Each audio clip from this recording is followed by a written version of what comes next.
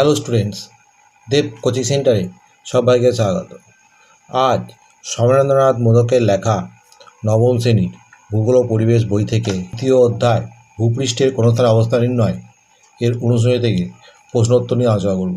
আজকের প্রশ্ন দেখো, ইংগদাগে দীর্ঘ উত্তরধর্মী প্রশ্নাবলী, প্রত্যেকটার মান 5। 1 নম্বর প্রশ্ন দেখো, চিত্রসহ অক্ষরেখার বৈশিষ্ট্যগুলি উল্লেখ করো। এর উত্তরে অক্ষরেখা বলে পয়েন্ট দেবে।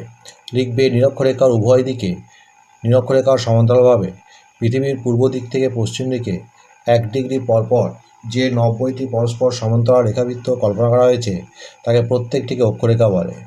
অক্ষরেখার বৈশিষ্ট্য 1 নম্বর দেবে অক্ষরেখাগুলি পূর্ব পশ্চিমে প্রসারিত। 2 নম্বর অক্ষরেখাগুলি পূর্ণবৃত্ত।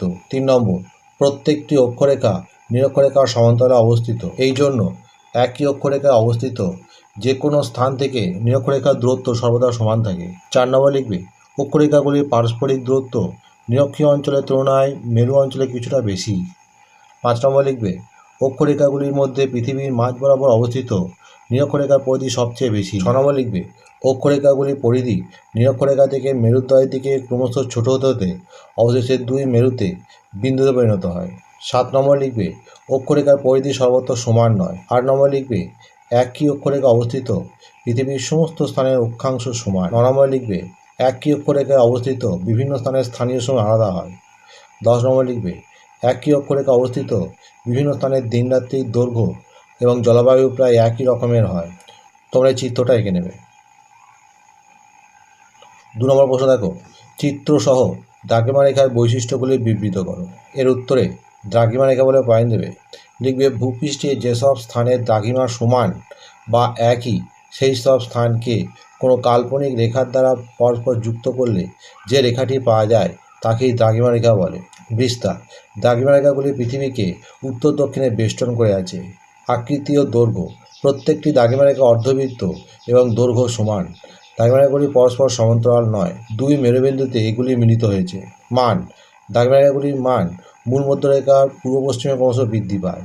দ্রাঘিমা রেখার সর্বনিম্ন মান 0 ডিগ্রি, দ্রাঘিমা রেখার সর্বোচ্চ মান 180 ডিগ্রি। কৌণিক যোগফল, প্রতিটি দ্রাঘিমা রেখার কৌণিক যোগফল 180 ডিগ্রি। প্রকৃতি, দ্রাঘিমা রেখাগুলি পরস্পর সমান্তরাল নয়, 2 মেরুবিন্দুতে এগুলি মিলিত হয়েছে। অক্ষরেখার সঙ্গে সম্পর্ক, দ্রাঘিমা রেখাগুলি অক্ষরেখাগুলিকে সর্বদা লম্বভাবে ছেদ করে। স্থানীয় সময়ের সঙ্গে সম্পর্ক, একই দ্রাঘিমা রেখা অবস্থিত প্রতিটি স্থানের একই স্থানীয় সময় হয়। প্রধান রেখা, প্রধান দ্রাঘিমা রেখা হলো মূল মধ্যরেখা, এর মান 0 ডিগ্রি। জলবায়ুর সঙ্গে সম্পর্ক, একই দ্রাঘিমা রেখার উপর অবস্থিত বিভিন্ন স্থানের মধ্যে জলবায়ুর পার্থক্য লক্ষ্য করা যায়। তোমরা এই ছবিটা এঁকে নেবে, যে কোনো একটা ছবি এঁকে নেবে যে কোনো। 3 নম্বর দেখো, ভূপৃষ্ঠের কোনো স্থানের অক্ষাংশ কীভাবে নির্ণয় করা হয় তার চিত্রসহ ব্যাখ্যা করো। এর উত্তর লিখবে পৃথিবীর উত্তর দক্ষিণে যে কল্পিত রেখা কেন্দ্র দিয়ে গিয়েছে তাকে অক্ষরেখা বলে। এর উত্তরের প্রান্তবিন্দু হল উত্তর মেরু এবং দক্ষিণের প্রান্তবিন্দু দক্ষিণ মেরু। পৃথিবীকে পূর্ব পশ্চিমে বেষ্টন করে একটি রেখা কল্পনা করা হয় যেটি 2 মেরু থেকে সমান দূরত্বে অবস্থান করে তাকে বলা হয় নিরক্ষরেখা। এর সাহায্যে উত্তর ও দক্ষিণ গোলার্ধে যে কোনো স্থানের কৌণিক দূরত্ব স্থির করা হয়। অক্ষাংশ বলতে আসলে নিরক্ষীয় তলের সাথে ওই স্থান এবং পৃথিবীর কেন্দ্রের সংযোগ রেখাংশ যে কোণ তৈরি করে তাকেই বোঝায়। একটি উদাহরণ মাধ্যমে বোঝা যায়। ধরি পৃথিবীর উপরিতলে অবস্থিত একটি স্থান হলো পি এবং পৃথিবীর কেন্দ্র হলো সি। আমরা ওই স্থানের অক্ষাংশ নির্ণয় করব। অক্ষাংশ বলতে নিরক্ষীয় তলের সাথে ওই স্থান ও পৃথিবীর কেন্দ্র এর সংযোগ রেখাংশ যে কোণ তৈরি করে তাকেই বোঝায়।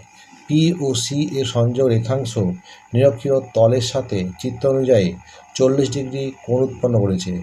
তাই আমরা বলতে পারি পি স্থানের অক্ষাংশ 40 ডিগ্রি। যেহেতু বিন্দু উত্তর গোলার্ধে অবস্থিত তাই পি স্থানের অক্ষাংশ 40 ডিগ্রি উত্তর।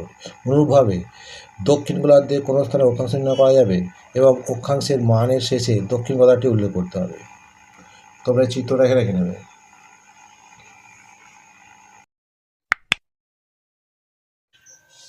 বন্ধুরা, এখানেই শেষ করছি।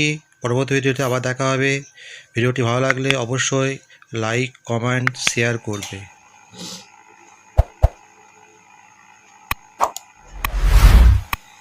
এরপরে 4 নম্বর প্রশ্ন দেখো,